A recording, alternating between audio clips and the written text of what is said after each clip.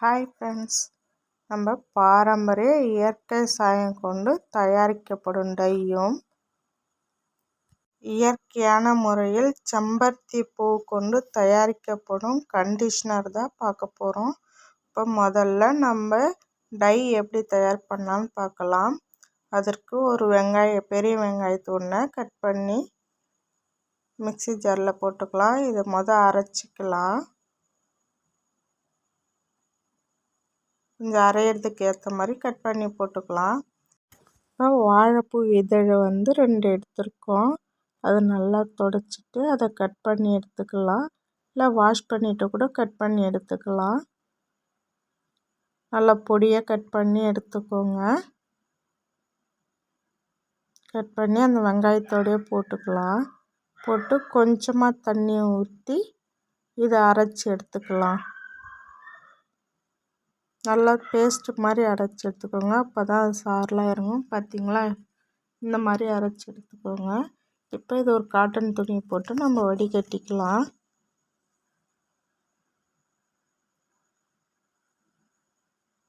நல்லா ட்ரையாக போட்டு வடிகட்டி எடுத்துக்கலாம். இதை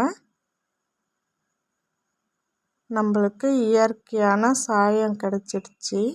இதை தான் அந்த காலத்தில் இயற்கை முறையில் பயன்படுத்திட்டு வந்தாங்க நம்ம முன்னோர்கள்லாம். மருதாணி ஒரு பிடி இருந்தாலே போதும். அதை போட்டு நம்ம சாயம் போட்டு அரைச்சி எடுத்தாச்சு. கொஞ்சம் தண்ணியாகவே இருக்கிற மாதிரி இருக்கட்டும். இப்போ இது ஒரு காட்டன் துணி போட்டு இதையும் நம்ம வடிகட்டி எடுத்துக்கலாம். டை பயன்படுத்தும் போது நல்லா நீண்ட நாட்களுக்கு வரும்.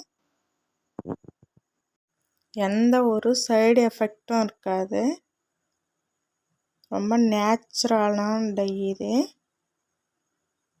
இது கூட 2 ஸ்பூன் அவுரி பொடி தான் நம்ம சேர்க்க போகிறோம்.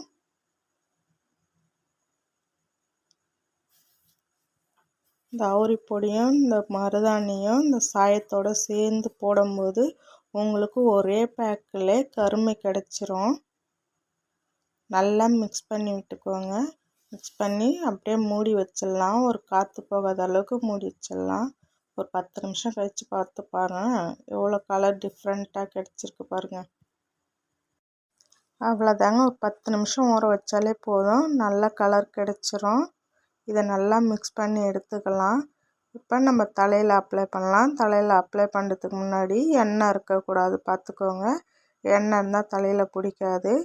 அப்புறம் எந்த டை அப்ளை பண்ணாலும் நம்ம முகத்தில் தேங்காய் எண்ணெய் இது ஃபுல்லாக தடவிக்கணும். காது பக்கம், நெத்தி பக்கம் ஃபுல்லாக தேங்காய் எண்ணெய் தடவிக்கணும். ஏன்னா இந்த கலர் ஸ்கின்னில் இறங்கும். அப்போ முகம்லாம் கருப்பாக ஆரம்பிக்கும்.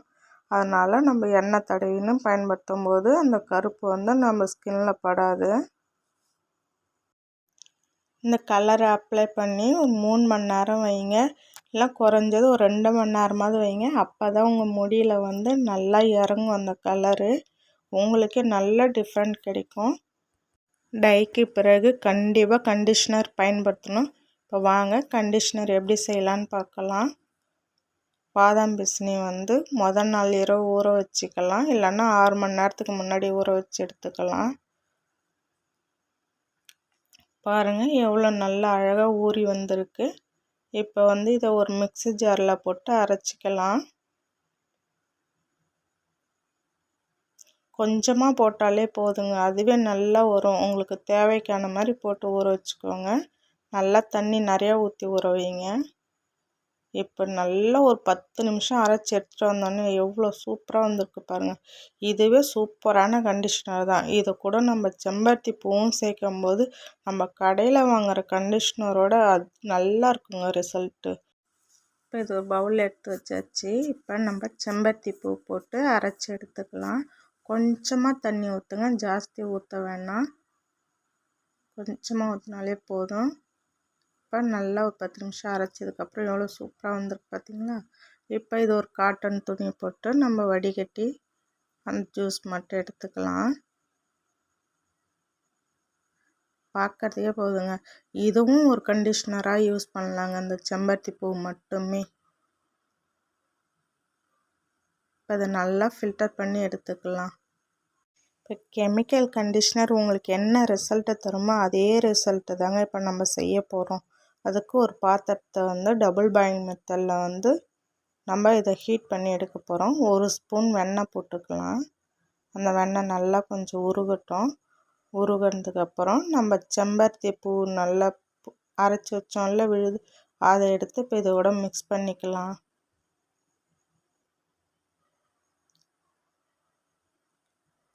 நல்லா மிக்ஸ் பண்ணி இது ஒரு 10 நிமிஷம் அப்படியே சிம்மிலே நல்லா கொதிக்கட்டுங்க. அப்போ தான் அதோட தன்மை ஃபுல்லாக அப்படியே எல்லாம் இறங்கியிருக்கும். 10 நிமிஷம் ஆயிடுச்சு. இப்போ வந்து இதை நம்ம எடுத்து வச்சுக்கலாம். வாங்க இதோட என்னென்ன சேர்க்கலான்னு பார்க்கலாம். அலோவேரா ஜெல்லு தான் சேர்க்க போகிறோம். நீங்கள் வந்து இது மாதிரி ரெடிமேட் அலோவேரா ஜெல் மட்டும் எடுத்துக்கோங்க. நம்ம இயற்கையான அலோவேரா ஜெல் சேர்த்தா ரொம்ப நாளைக்கு வராது, அதனால் இது எடுத்துக்கிறோம். இப்போ கேப்சூல் 2 கேப்சூல் போட்டுக்கலாம். ஹேருக்கான கேப்சூலும் இருக்குங்க, வேணும்னா அதையும் பயன்படுத்துங்க. இப்போ பாதாம் ஆயில் வந்து ஒரு 2 ml போட்டுக்கலாம்.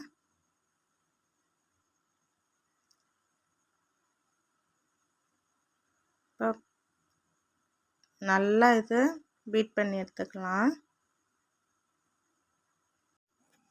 உங்களுக்கு பாதாம் ஆயில் இல்லைனாலும் ஆலிவ் ஆயில் சேருங்க. அப்படி ஆலிவ் ஆயில் இல்லைனாலும் தேங்காய் எண்ணெய் ஒரு 2 ml சேர்த்துக்கோங்க. இதை நல்லா சேர்த்து நல்லா பீட் பண்ணிக்கோங்க. இப்போ இதோட நம்ம அந்த செம்பருத்தியை வந்து சேர்க்க போகிறோம். சூப்பரான கண்டிஷ்னருங்க இது. இப்போ இதோட சேர்த்து நல்லா கலந்து விட்டுக்கோங்க.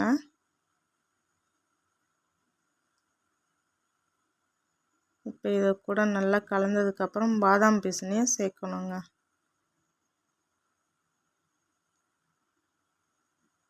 இந்த பாதாம் பிசினி பாருங்கள், பார்க்கும்போது அவ்வளோ சூப்பராக இருக்குது. இதை நல்லா சேர்த்து நல்லா கலந்துக்கலாம். நம்ம தலைமுடிக்கு டை அடிக்கும்போது தலைமுடி வந்து ரொம்ப வறட்சியாக இருக்குங்க. இதனாலே முடி வந்து நல்லா உதிர ஆரம்பிக்கும், ரஃப்பாக மாறிடும், வெடிக்க ஆரம்பிக்கும். முடி கீழெல்லாம் பார்த்திங்களா நல்லா வெடிச்சு போயிருக்கும், பாதியிலே கட் ஆகுங்க. அந்த மாதிரி இருக்கும்போது நீங்கள் வந்து இந்த மாதிரி கண்டிஷ்னரை பயன்படுத்தும் போது உங்களுக்கு முடி வந்து சூப்பராக பளபளன்னு சில்கியாக ஷைனிங்காக சூப்பராக இருக்குங்க.